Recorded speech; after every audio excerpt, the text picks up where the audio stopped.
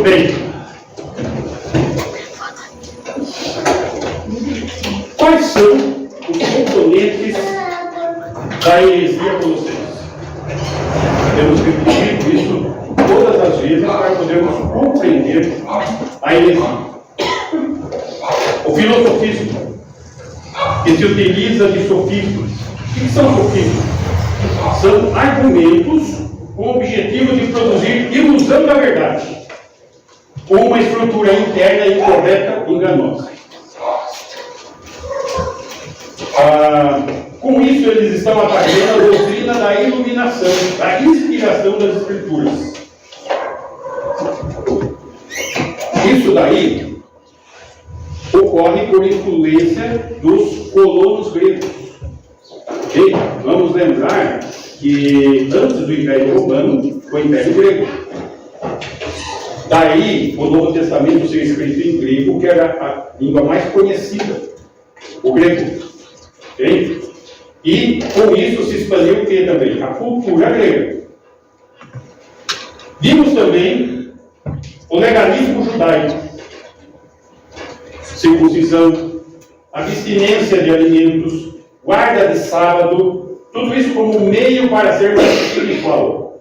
Isso no pensamento gnóstico, aqui em Colossenses.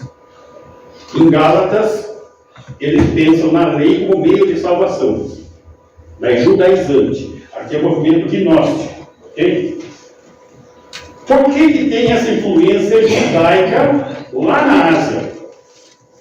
Porque Antíoco III, no ano 190 a.C., levou cativo um bom grupo de judeus para aquele local. Daí a razão de ter toda essa influência no judaísmo. Misticismo, que é o tema que nós estamos entrando hoje. Cristo é superior ao misticismo. Nós estamos na região frígia. E os frígios, eles eram místicos. Eles criam em culto aos anjos e emanações. Ou seja, seres múltiplos que procedem de um primeiro. Tá? O que fundamenta o quê? O panteísmo. Pan quer dizer tudo. Teísmo, Deus. Tudo é Deus. Não sei se vocês já viram alguns filmes de monge budista, né? Principalmente esses filmes de arte marcial, aparecem eles almoçando e passa um bichinho e matou. Eles ficam bravos. Por quê? Tudo é Deus. Até o bichinho é Deus. Isso é panteísmo. Isso é uma heresia. Bem? Hoje, de forma mais moderna, o pessoal olha o Deus Pan na natureza. Cara, então aquele monte de cientistas, tudo de mãos dadas em volta de uma árvore. Na verdade, é o mesmo culto panteísmo. Bem? Isso é difícil. Com isso, eles atacam a doutrina do crente na união ao corpo de Cristo. Tá? Os frígios, eles estão atacando, lembrando que os anjos têm um papel mediatório no judaísmo. Então, essa ideia de anjo bate com o pensamento judaico. Eles adoram anjos, porque eles acham que os anjos são coparticipantes da lei mosaica. Meus irmãos, a Bíblia fala que os anjos ajudaram a escrever. Eles não geraram a lei. Lembra que Moisés quebrou a tábua? Então, eles ajudaram a escrever. Por escribas, mas não autores da lei. O ascetismo é a quarta influência, o quarto componente da heresia judaica. O ascetismo busca graus mais elevados de santidade, abstendo-se de alimentos e coisas impuras, considerando que o corpo é mau. Vamos dizer que essa é a ideia grega, que vem de Platão. O corpo é a prisão da alma. Isso é o pensamento deles. Bem? Então, quando a morte vem, a morte para eles é bem-vinda, porque é a libertação da alma da prisão do corpo. Então, quando foi se pregar ressurreição, eles acharam entendeu? Por isso que o apóstolo Paulo teve que escrever 1 Coríntios 15, falando da ressurreição de Cristo, que esse é o evangelho que eles estavam negando lá em Coríntios, por causa dos ascetas. Tá? O ascetismo, então, é algo da cultura grega. Esses são os 4 componentes da heresia colossense, que gerou o gnosticismo posteriormente. Muito bem. Agora vejam só, existe uma tendência mística ligada às normas judaicas. Os judeus têm abstinência de alimentos, os ascetas também. Então, notem como as coisas estão combinando. Okay? Eles pegaram a ideia uns dos outros, apoiando aquele tipo de pensamento. Só que isso estava chegando a um ponto tão extremo na igreja de Colossos, que os hereges, para forçar a situação, eles desprezavam, eles rejeitavam as pessoas que não aceitavam sua doutrina herege e rebaixavam essas pessoas, desprezando, depreciando essas pessoas na igreja. Com esnobismo espiritual, fazendo-se árbitros espirituais na igreja, quando sequer eles eram ligados à cabeça da igreja, que é Cristo. Não eram convertidos, eram hereges. Muito bem. Então, esses hereges, eles criaram a prática de uma rotina religiosa. E a prática dessa rotina religiosa, onde as pessoas, como na lei judaica, eles dependem da sua própria justiça, dependem de obras para conectar-se. Isso inflava o ego deles e não produzia nem crescimento nem adoração a Deus. Aqui nesse ponto que nós vamos dar continuidade. Vamos lá. Colossenses capítulo 2, versículo 16. Ninguém, pois, vos julgue por causa da comida e bebida, ou dia de festa, ou lua nova, ou sábados. Vamos entender essa primeira parte aqui. Ninguém, pois, vos julgue. Esse termo, pois, ninguém, pois, tá? Liga os versículos anteriores que nós estudamos. O que os versículos anteriores informavam? Que a base para a liberdade é a pessoa de Cristo e a obra de Cristo. Percebam que nós estudamos várias vezes a questão da obra de Cristo. Nós vimos Cristo como o Salvador, Cristo como o Criador, Cristo como a cabeça da igreja, Cristo como a reconciliação, Cristo como a esperança da glória, Cristo como o mistério de Deus. Tudo isso nós estudamos, ponto a ponto. E o que é isso? A obra de Cristo. Então, Cristo, corporalmente, é toda a plenitude de Deus. Versículo 9, aqui do capítulo 2. 2:9. Portanto, nele, em Jesus, habita corporalmente toda a plenitude da divindade. Note, Cristo não é uma emanação. Ele é Deus. E Ele é Deus, o Verbo que se fez carne. E contrapõe a cultura platônica deles, que o corpo é a prisão da alma. Tá? Então, nega a emanação e nega a questão de Deus se fazer homem. Ele é homem, ele não é uma emanação. Ok? Isso daí vocês vão ver nas outras cartas também, afirmações quando Jesus é Deus corporeamente. Isso é claro nas cartas. E na cruz, o Senhor liquidou toda a dívida, revogando o domínio da lei. Vimos isso a última vez, versículo 14. Tendo cancelado o escrito de dívida, que era contra nós e que constava de ordenanças da lei porque a lei aponta que somos pecadores, o salário do pecado é a morte. Ou qual nos era prejudicial, porque a lei era prejudicial por quê? Que apontava o diagnóstico sem dar o remédio. Removeu-o inteiramente, totalmente, encravando na cruz. Então, a obra de Cristo ela é completa. Tá? Agora, ela é completa para quem? Porque o fim da lei é Cristo, para a justiça de todo aquele que crê. Para quem? Todo que crê. É o fim da lei. O que não crê está debaixo da condenação da lei. Ok? Então, como nascidos de novo, o pecado perdeu o seu poder prevalecente. Como o poder prevalecente? O Evangelho de João informa que o homem pecador é escravo do pecado. Então, qual que é o poder prevalecente sobre a vida dele? O pecado. Quando a pessoa nasce de novo, o pecado perde o poder prevalecente. Ok? Então, andai no Espírito e jamais satisfareis a concupiscência da carne. Está legal. Ok? Romanos, capítulo 6, versículo 14. Porque o pecado não terá domínio sobre vós. Poder prevalecer, está vendo?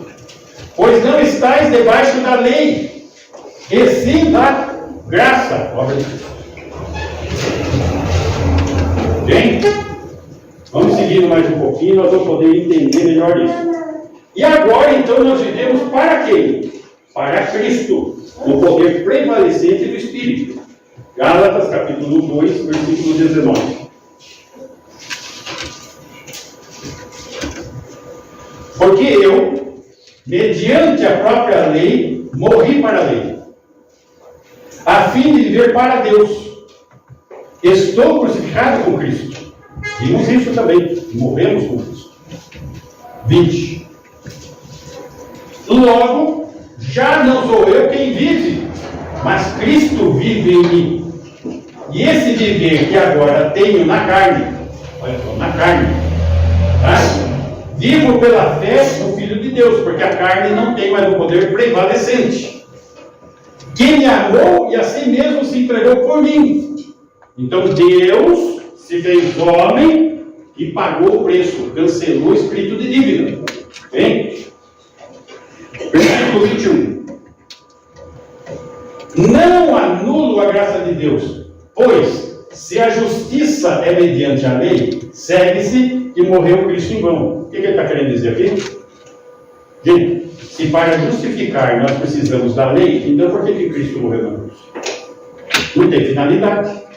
Se a lei salva, se a obra produzida pela pessoa salva, então não precisava a obra de Cristo. É exatamente isso que ele está afirmando aqui. Então, se a lei pudesse oferecer a justiça necessária para a justificação, ou seja, perdão dos nossos pecados, que sentido haveria na morte de Cristo? Nenhum. Quem julga um crente por não viver debaixo das leis judaicas, está na verdade julgando Cristo, por não ter consumado sua obra de salvação. Vamos entender isso. O que os hereges estavam pregando? Cristo era mais uma emanação. Precisamos produzir uma fé e emanações em alimentos, em dias santos, para nos santificarmos.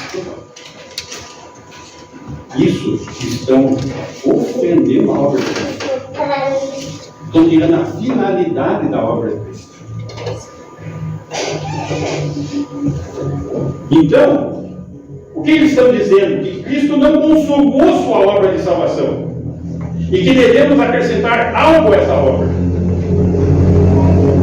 Acontece que tudo que os homens podem fazer nesse sentido são práticas hereges exteriores, que parecem espirituais, mas não são. Porque, na verdade, elas não estão aperfeiçoando em nada o interior da pessoa. É só religiosidade. Rito. Rito. Muito bem. Então, qual que é a base da liberdade? Jesus Cristo. A obra de Cristo em nossas vidas. Negarmos isso é voltar para a escravidão.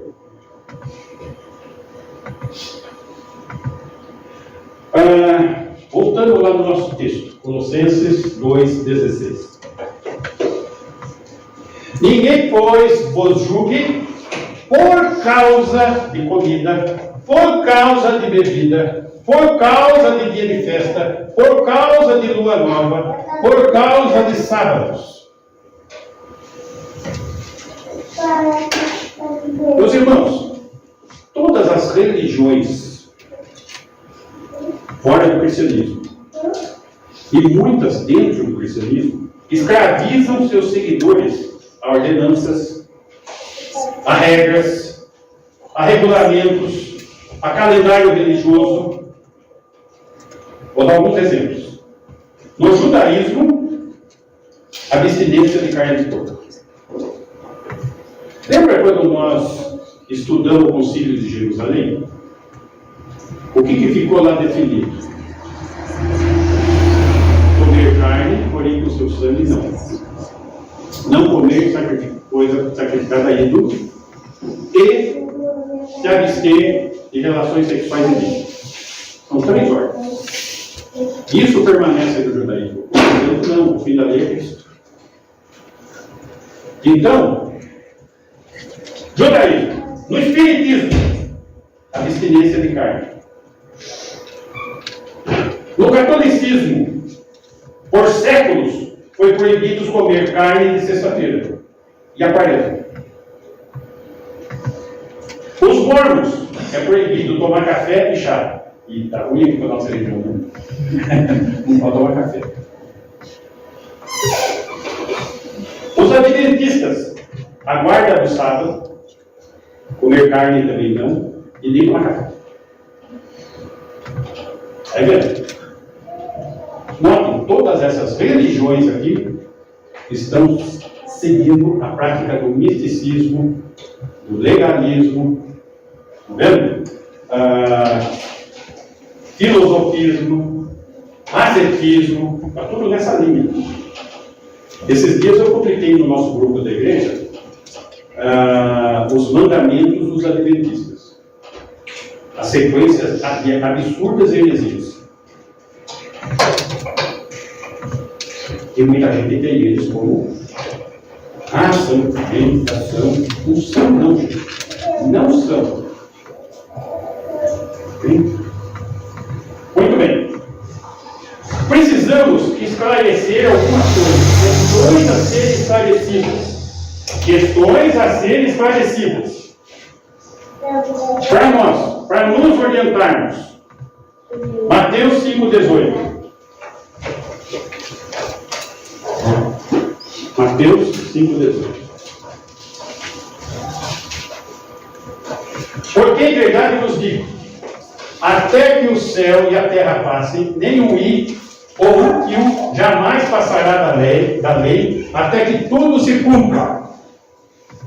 Percebam aqui, é Jesus falando.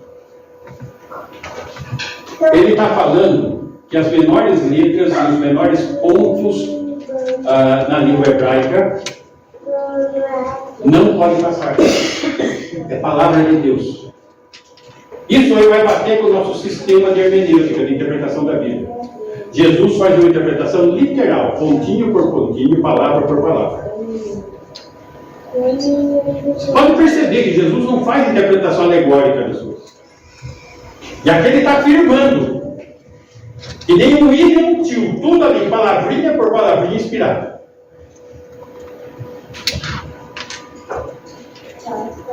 O Senhor está dizendo então que cada letra da Bíblia é vital, ou seja, ele interpreta literalmente a palavra no seu uso normal. A pessoa que confia na informação até que tudo se cumpra. Olha a informação que está aqui. Até que tudo se cumpra.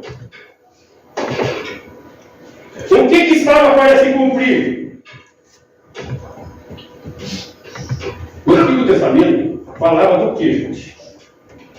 Da vinda de Jesus. Assim o Senhor preencheu todas as exigências da lei, no período da lei, cumprindo os mais rígidos requisitos, mediante o quê? Sua vida e sua morte. Em sua obra redentora. Lembra que na última explanação eu falei como que um juiz, quem Deus criou? Quem criou a lei? Deus. Ele é o juiz de todo mundo. Agora a pergunta é, como que um juiz pode cancelar o escrito de dívida de um criminoso? Ele está, o quê? Ele está rejeitando a lei que ele falou. Mas não é isso que acontece com Deus. Ele manteve a lei, mandou seu filho e aplicou todo o peso da lei em Cristo. Por isso ele derramou seu sangue. Ele pagou o preço, por isso ele anulou, cancelou o escrito de dívida que era contra nós. Ele valorizou a lei em todos os seus aspectos, cadê divino? E cumpriu. Só que no momento, até que tudo se cumpra, quando cumpriu, foi até ali que estava a questão. Por isso que o fim da lei é Cristo. Porque tudo apontava para ele, e ele realizou a obra dele. Nesse sentido, que a lei perdeu o brilho para o crente. Vamos dar uma olhada. 2 Coríntios, capítulo 3, versículo 7. 2 Coríntios 3, 7. Esse, o ministério da morte, qual que é o ministério da morte, gente? A lei.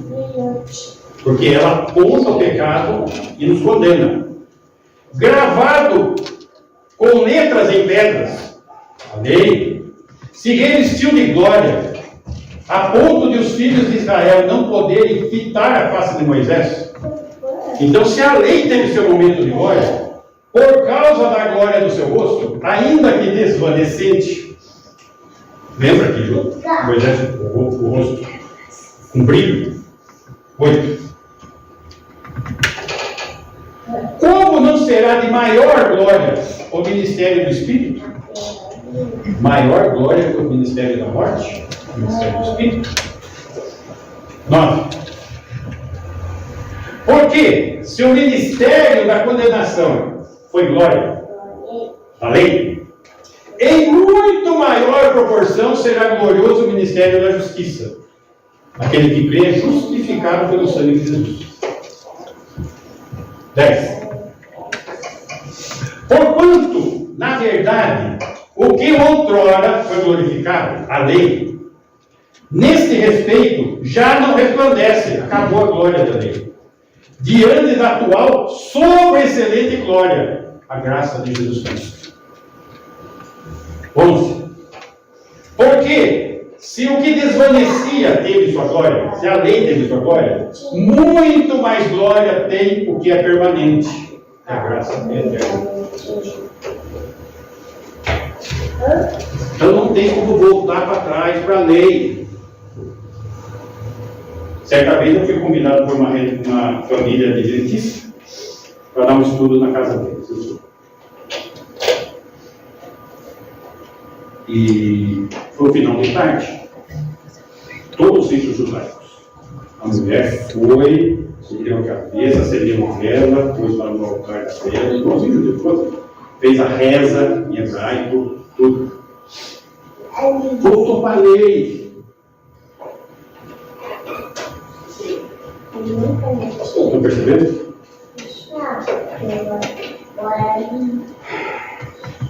Isso, nós estamos em Coríntios, né? A lei era o preceptor, o aio, o guia, até a chegada de Cristo. Por isso que aquele texto está falando, até. Tá? Até a chegada de Cristo. Mas após a salvação, esse preceptor não é mais necessário. Vamos ver isso. Gálatas 3:24. Gálatas 3:24. De maneira que a lei nos serviu de aio para nos conduzir a Cristo, de guia, de direção. Vocês são pecadores. Vocês precisam de um Salvador. Vocês estão condenados à morte. Ela nos dirigiu a Cristo, a fim de que fôssemos justificados por fé. Em quem? Em Cristo. Na lei. 25. Mas, tendo vindo a fé, já não permanecemos subordinados ao aio, à direção da lei nas nossas vidas. Porque ele cancelou o espírito de dívida. Entendeu? Muito bem. Isso não significa que o crente está sem lei. Significa que o crente está sob a lei de Cristo. Vamos lá. 1 Coríntios, capítulo 9, versículo 20. Então, falando da lei de Moisés, falando da lei de Cristo. Procedi para com os judeus como judeu, que o apóstolo Paulo está falando nas suas viagens missionárias, a fim de ganhar os judeus. Lembra que ele chegava na cidade e procurava primeiro o quê? Uma sinagoga. Para os que vivem sob o regime da lei, os judeus, como se eu mesmo assim vivesse. Então ele filtrava lá para evangelizar, para ganhar os que vivem debaixo da lei, embora não esteja eu debaixo da lei. 21. Aos sem lei, os gentios, como se eu mesmo o fosse, como se ele fosse gentil, lembrando que ele era judeu, não estando sem lei para com Deus, mas debaixo da lei de Cristo, para ganhar os que vivem fora do regime da lei, os gentios. Quais são os mandamentos de Cristo? Vários. Os mandamentos mútuos são vários. Orai uns pelos outros, exortai-nos mutuamente, corrigi-nos aos outros. Mas o principal mandamento é amar os outros. Esse mandamento de Cristo.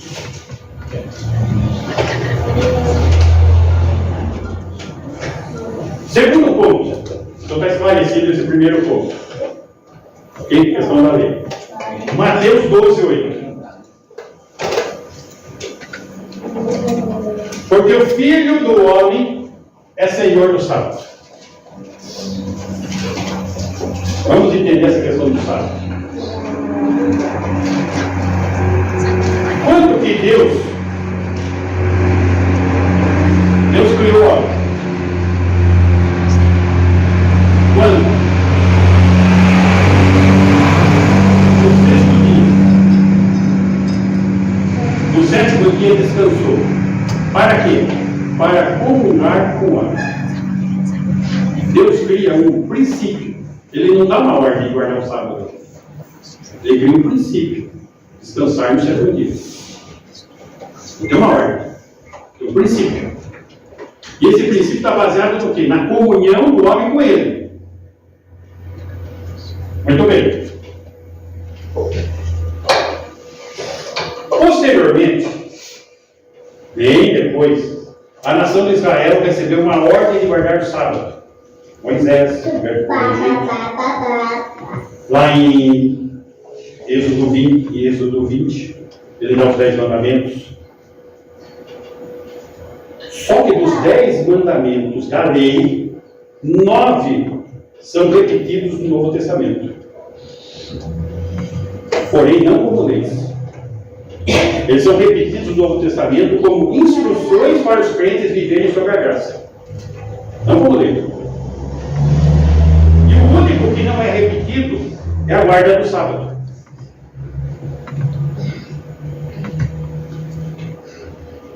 Não é dada essa ordem. Ordem cristã. Agora vamos entender de onde vem essa tradição de nos reunirmos de domingo. O dia estamos? É o primeiro dia da semana. Vamos ver isso. João capítulo 20, versículo 1. No primeiro dia da semana. Gente, quando? Primeiro dia da semana. Maria Madalena foi ao sepulcro de madrugada, sendo ainda escuro, e viu que a pedra estava removida. Jesus ressuscitou então no primeiro dia da semana. Muito bem. Versículo 19.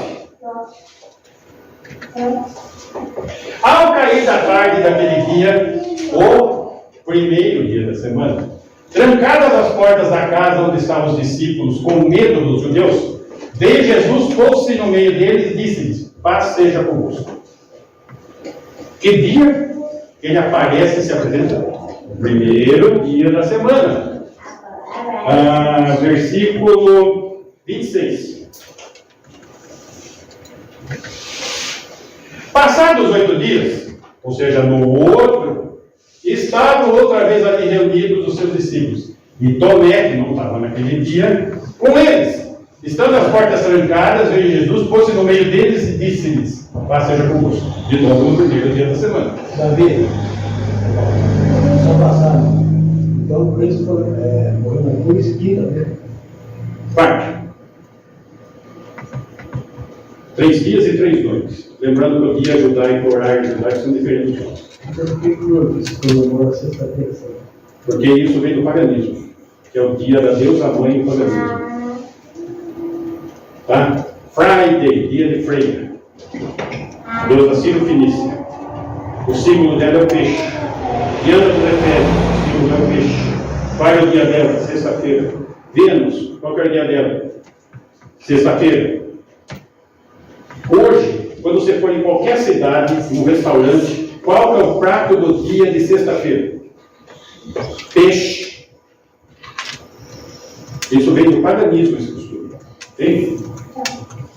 Mas vamos seguir mais um pouquinho. Atos, capítulo 2, versículo 1. Pentecostes. Não, meu, peraí. Quarta-feira, quinta, sexta, sábado, domingo, dia. Não. O horário judaico começa, o dia começa, não começa à meia-noite. Começa às 6 horas da manhã. Até 6 horas da tarde é o horário do dia. Das 6 da tarde até 6 da manhã é a vigília da noite. Vigília do dia e vigília da noite. Então,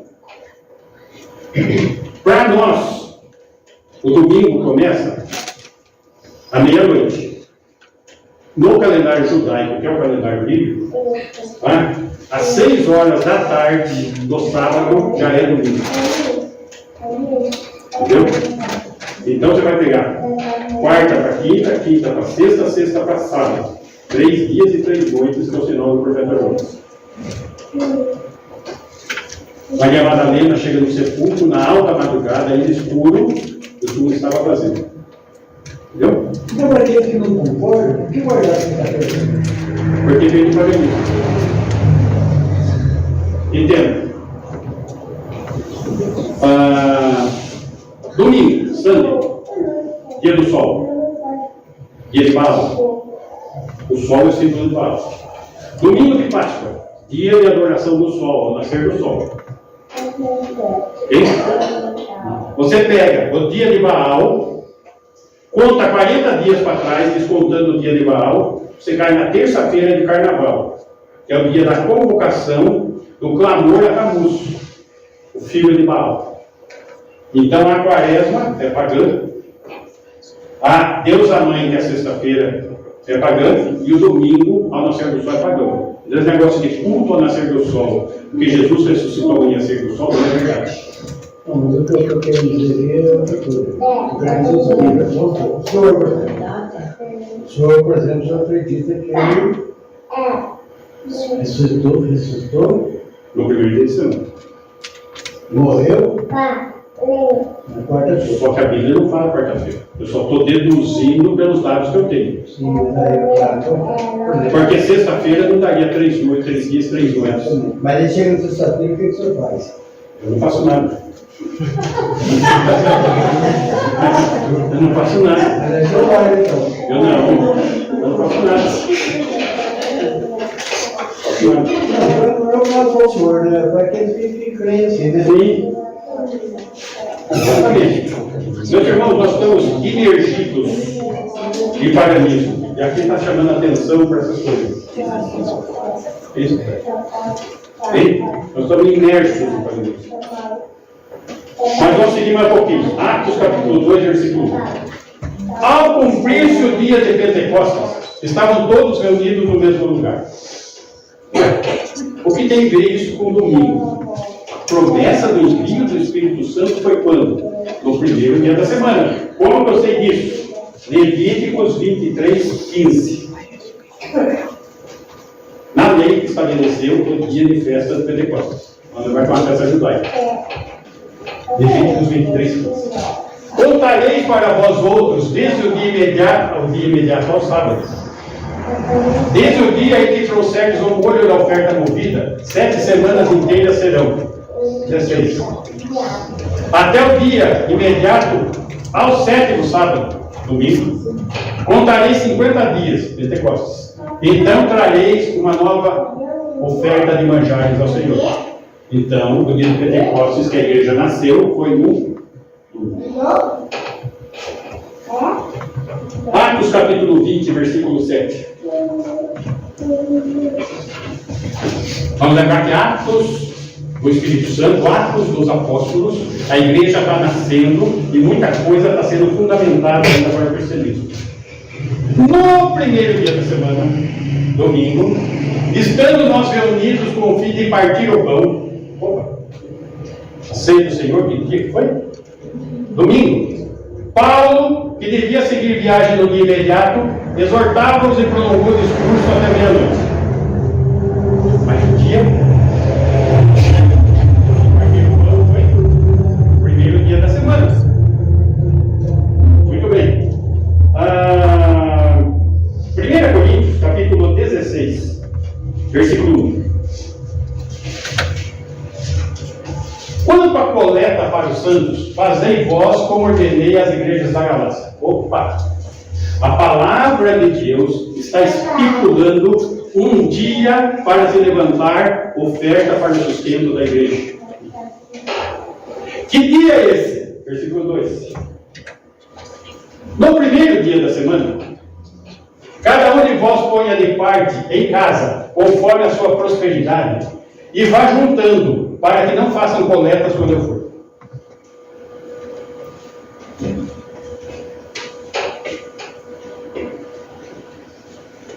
Voltar para a guarda do sábado e voltar para a escada de Deus.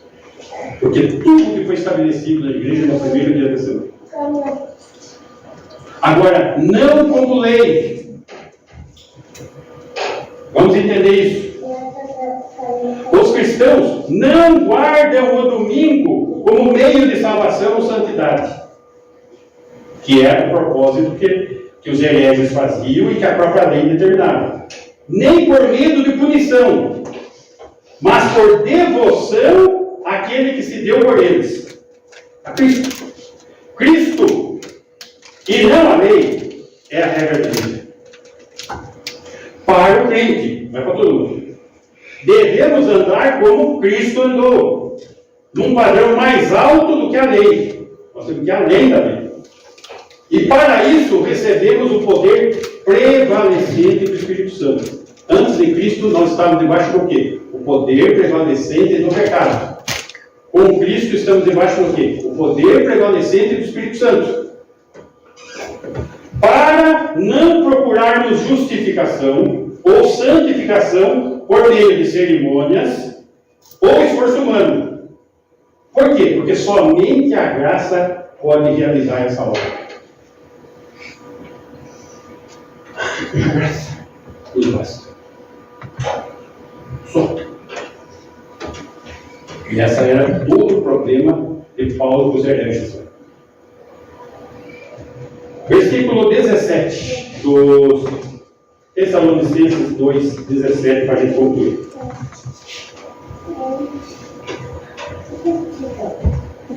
Tessalonicenses, Colossenses, não sei da onde tem Tessalonicenses.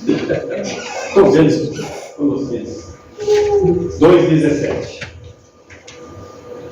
Porque tudo isso tem sido sombra das coisas que haviam de vir, porém o corpo é de Cristo.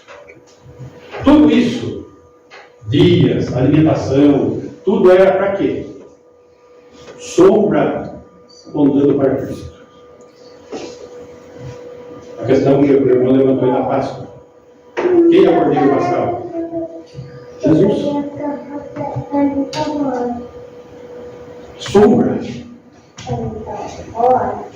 Agora, sabe o que é a questão?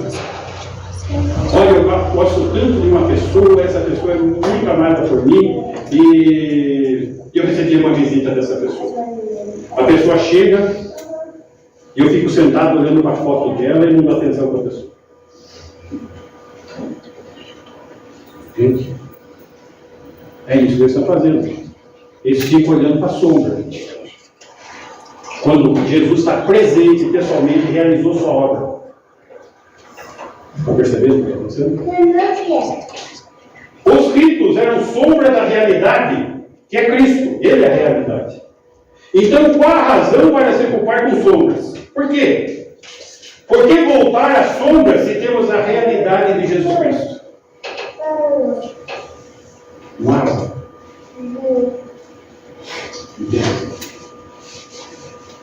Até que tudo se cumpre. Lembra do versículo? Até que tudo se cumpre. Cumpriu. Isso é real. A obra de Cristo é completa. Está consumada. Então precisamos crer nisso. Precisamos viver debaixo disso. Bem? Vamos ficar em pé? Por favor, passa, se eu puder fazer, passa Isaías 65, 1. Isaías 65, 1. Vai lá. Por favor. Isaías 65, 1. Fui buscado pelos que não perguntavam por mim. Fui achado por aqueles que não me buscavam. Há um povo que não se chamava do meu nome. E disse, eis-me aqui, eis-me aqui. Gentil. Está querendo dizer que o povo de Israel não teve devoção a Deus, não teve submissão, foi infiel, e aqueles que não eram povo de Deus, que não eram judeus, buscaram ele. E ele falou o quê? Eis-me aqui. Eu tenho condição de passar o Salmo 26 de novo, né?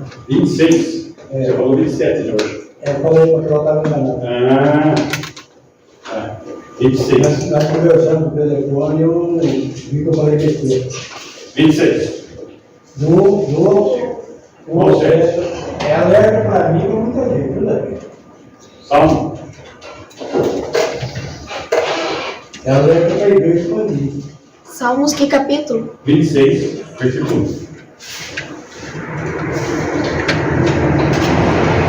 Faz-me justiça, Senhor, pois tenho andado em integridade e confio no Senhor sem vacilar. Isso o salmista está falando. 2. Examina-me, Senhor, e prova-me. Sonda meu coração e os pensamentos. Cantamos hoje, quero ter um coração igual ao teu. 3. Pois a tua benignidade tenho perante os olhos e tenho andado na tua verdade. Tenho vivido a palavra do Senhor. Vou lembrar que é judaísmo, tá? 4. Não me tenho assentado com homens falsos e com os dissimuladores não me associo. Esse padrão, esse conceito é válido, tá? Não nos assentarmos nas rodas dos escarnecedores, né? A crente não tem amizade íntima com ímpio. gente não tem amizade íntima com ele. Isso eu estou dizendo, se é para mim, Não para a igreja. existe. Para mim, Ah? para mim, para a igreja. 5. Aborreço a súcia de malfeitores e com os ímpios não me assento. Não tem. 6. Lavo as mãos na inocência e assim andarei, Senhor, ao redor do teu altar. Aí já falando lá do tabernáculo do templo. 7. Para entoar com voz alta os louvores e proclamar as tuas maravilhas. Pode cair em pé, vamos orar?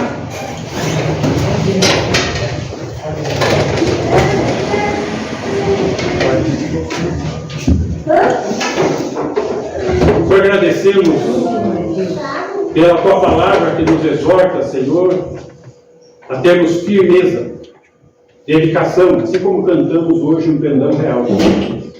Que possamos estar sempre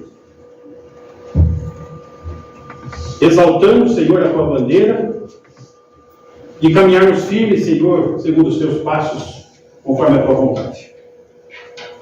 Grato, Senhor, pela tua palavra que ilumina as nossas mentes. Que o Senhor não venha a permitir que venhamos a nos enredar com ventos de doutrinas e paganismo, mas que possamos estar fiéis, dedicados e convictos da tua santa palavra. Gratos pela tua grande obra em nossas vidas, exaltamos o teu nome, porque somente o Senhor é Deus. E que o amor de Deus, o Pai, manifesta o Senhor na entrega do seu Filho, o Senhor Jesus Cristo, que tem derramado superabundante graça a cada dia sobre as nossas vidas, e tem se feito presente em nós, na pessoa de Deus Espírito Santo, a nos consolar, a nos ensinar e nos guardar até o dia do nosso encontro. Que assim seja com a tua igreja hoje cedo. Amém. Amém. Ok, irmãos?